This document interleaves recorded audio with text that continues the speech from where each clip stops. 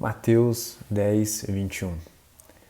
Então, irmão entregará à morte irmão, e pai entregará filho. Filhos se levantarão contra genitores e os matarão. Então, gente, muito boa noite. Hoje é dia 25 de março e estamos fazendo uma síntese do estudo que aconteceu na última quarta-feira, dia 23 de março. E a gente vai falar um pouquinho desta passagem, beleza? Então, começando com um breve contexto, a gente tem desde o 10:1 lá, né, de Mateus, que ele comenta que Jesus está convocando os discípulos, certo? Então está colocando eles, talvez pela primeira vez aí, para iniciar os verdadeiros trabalhos por conta própria deles, certo?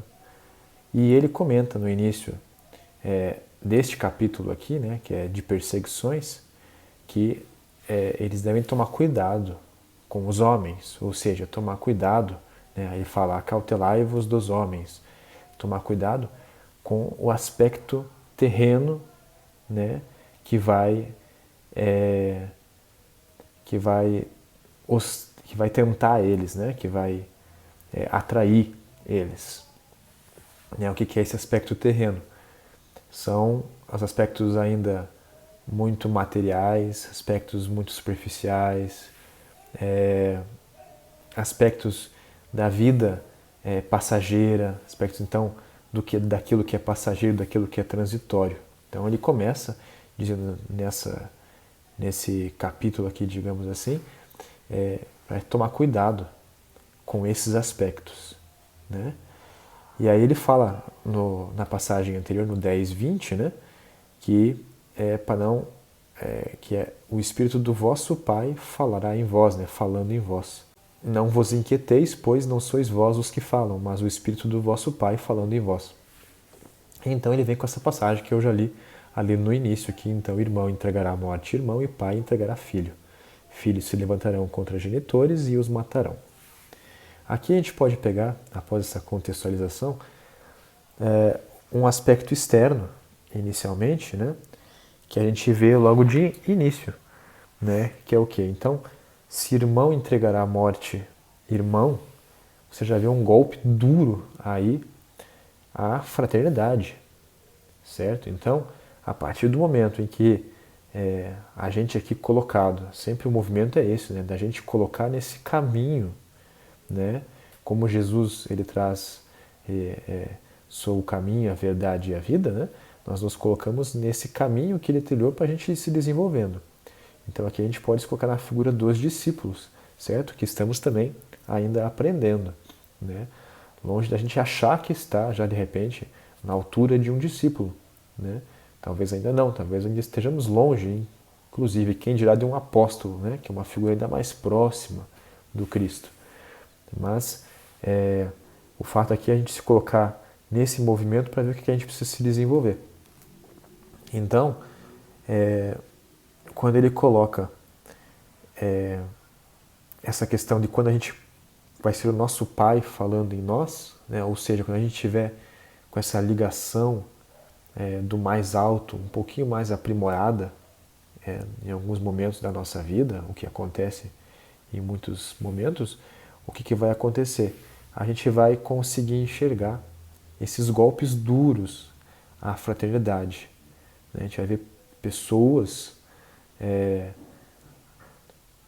odiando, fazendo mal, ou simplesmente não tendo qualquer empatia pelas outras, né? Considerando nós todos como irmãos, a gente vai conseguir enxergar isso com mais claridade, tá? E ao mesmo tempo também a segunda parte, né? Que é pai entregará filho. Também a gente vai ver isso de forma externa. Então a gente vai ver pai amando, não amando no caso, né, o seu filho, não sendo realmente um laço ali um laço positivo para o filho e o filho a mesma coisa para o pai. A gente vai conseguir enxergar isso com mais clareza. É isso que ele é o aviso que ele pode nos dar nessa parte ali. Que é para a gente, quando a gente estiver nesse momento, isso vai ficar claro.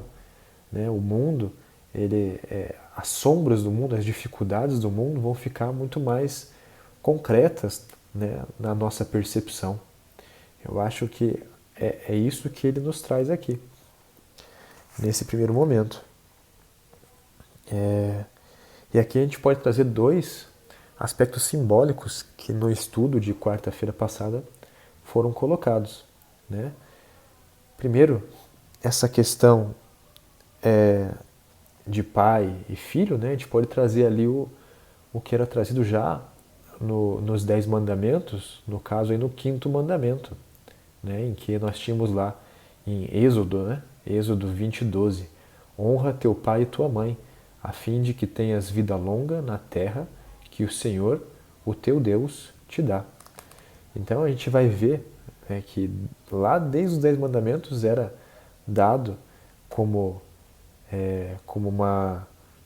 uma ordem, né, a se seguir, como um mandamento mesmo, né, que a gente deveria honrar pai e mãe. E agora nós vamos perceber com mais clareza que isso não está acontecendo, que isso não acontece muitas vezes à nossa volta. Tá? Vai ficar bastante claro isso. Outro aspecto que ele traz, e a gente mergulhou no estudo também, é na questão da função da família, né, nesse aspecto de conciliação ou de aproximação entre espíritos, né? Então a gente vê em diversos textos, diversos livros, casos em que em uma vida espíritos eles não eram afins, não tinham afinidade, até vieram a trazer prejuízo para ambos, né? E que na vida seguinte ou em vidas seguintes eles vão a participar de uma mesma família, às vezes como pai, como mãe, na busca de afinizar, de melhorar, de elevar o sentimento que há entre ambos, né? Então, muitas vezes a gente percebe que é um artifício da espiritualidade para que a gente desenvolva o nosso sentimento pelo próximo. Isso vai acontecer com muita frequência em diversos textos aí, né? Diversos livros. Então, é natural, muitas vezes, que filho e pai não tenham um sentimento positivo já desenvolvido. A gente tem, às vezes, isso como se fosse uma obrigação, né? Mãe e pai amar o filho e o filho amar a mãe e pai, mas isso muitas vezes não acontece. Pode ser chocante a gente falar isso, a gente colocar isso em palavras, mas acontece por diversas vezes. Porque o amor, ele é um sentimento construído. Ele é uma construção. Tá? Ele não é apenas uma emoção, que seria algo mais automático, né? Algo mais, como é que eu vou dizer, talvez mais instintivo, digamos assim. Né? A emoção ela não passa por um desenvolvimento racional, né? O amor não, o amor ele é construído entre as pessoas. Então, é natural que muitas vezes isso daí aconteça. A gente não tem, às vezes, um sentimento aprimorado por membros da nossa família, como para pessoas à nossa volta, né? E o caminho é desenvolvendo eles. Esse é o nosso caminho. E o terceiro símbolo que a gente trouxe também é um símbolo que a gente mergulhou lá no Velho Testamento, na Gênesis, né? Que é a questão quando ele comenta assim, que filhos se levantarão contra, né? Esse termo se levantarão contra, ele é a mesma coisa do que se rebelar, né? Ir contra, de não aceitar. É uma característica de rebeldia que está muito atrelado ao ser humano há muito tempo. Tanto que na Gênesis, como a gente comentou lá, é o símbolo que está próximo ali de Adão e Eva, né, ao experimentar o fruto proibido, certo? Então, né, aí vocês me desculpem porque o meu conhecimento é muito minúsculo no Velho Testamento, mas o que foi trazido no estudo é que o paraíso então foi dado para Adão e Eva usufruírem de tudo que tinha lá, com exceção de uma árvore, né, onde tinha esse fruto proibido. E justamente é lá que eles vão ultrapassar o limite, né? Então o limite era a árvore, eles vão lá e ultrapassam esse limite, eles quebram a regra. E esse fruto proibido ele pode ser também simbolizado como o divino poder. Como assim o divino poder? O que foi dito no nosso estudo é que o que a gente não pode fazer é se colocar como deuses nesse sentido, entende? É colocar Deus abaixo da gente, a gente querer dar as cartas de como as coisas acontecem. Essa era a única regra que era estabelecida, né? Não se coloque acima de Deus, né? Ou não diminua Deus conforme as suas próprias vontades. Era basicamente essa a regra. E é justamente o que foi feito, o que a humanidade fez, é isso que nos representa. E a partir desse momento, o que acontece? Deus chega e fala, então ok, vocês querem seguir por esse caminho? Não tem problema. Mas já que vocês não aprendem da forma, não estão aprendendo da forma como eu estou querendo ensinar, eu vou deixar que vocês aprendam com um novo artifício, com uma nova ferramenta, que é através da dor, né? Através do sofrimento. Então, lógico, isso é muito simbólico e é apenas uma das formas de ver esse simbolismo todo, tá? Mas eu acredito que ele vale uma boa reflexão, porque é o que acontece muito na nossa vida, no dia a dia. A gente querer controlar as coisas, a gente querer dizer como as coisas têm que ser, como as pessoas têm que agir, segundo a nossa vontade. A gente não aceitar a vida como ela acontece. A gente se rebelar, a gente se deprimir, a gente ficar com raiva.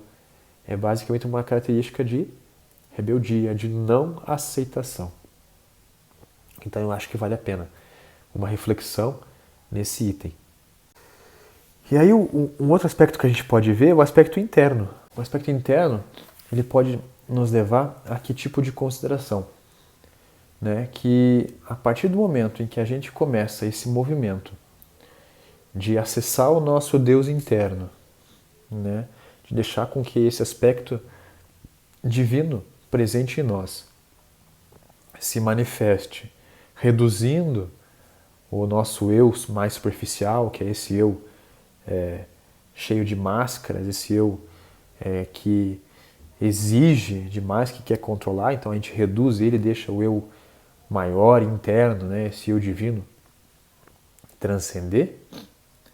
É natural que aconteça esses movimentos de dificuldade, né, que é isso, justamente isso que ele traz, que é o quê? Esses aspectos, às vezes, muito comuns, hábitos, características nossas muito comuns estão, que a gente se acostumou a executar daquela forma certas coisas, a reagir de certas maneiras, elas vão ter que se renovar, mas elas vão querer permanecer. Não vai ser uma hora para outra que elas vão sumir. Elas vão continuar acontecendo por diversas vezes e cabe o nosso movimento de vigiar, né? Vigiar os nossos comportamentos. Ao mesmo tempo, a gente vai pegar aspectos que vêm da nossa ancestralidade, da nossa família, dos nossos hábitos e também vão querer permanecer ali, né? Isso enxergando de um aspecto interno, de um simbolismo interno, né? Quando você vê filhos se levantarão contra genitores, né?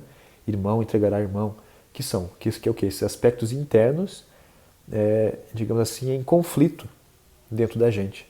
Porque nós estamos querendo trazer um outro movimento, uma outra energia para tomar conta. Então esse conflito vai ser muito natural. E a gente talvez tenha de início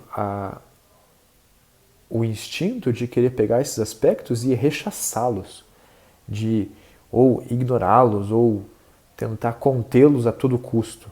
E o que a gente vem aprendendo é que esse não é o movimento correto. O movimento correto e adequado é o quê? É pegar esses aspectos, acolhê-los, observar qual a sua origem de forma empática, né? De forma doce, digamos assim, e aí sim ir transformando eles, né? Ir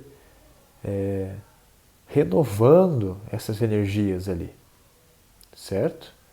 E não escondê-las, e sim ir renovando. Então você parte de um caminho que aí você reconhece os teus erros, você vê as tuas dificuldades, você se torna humilde nessa questão também, porque você observa que você é cheio de falhas para depois iniciar uma transformação. Beleza? Então, veja que cada passagem do Novo Testamento, da Bíblia, né, ela pode ser bastante discutida, cabe bastante reflexão ali. Beleza? Pessoal, obrigado pela atenção, espero que tenha ajudado e até a próxima. Valeu!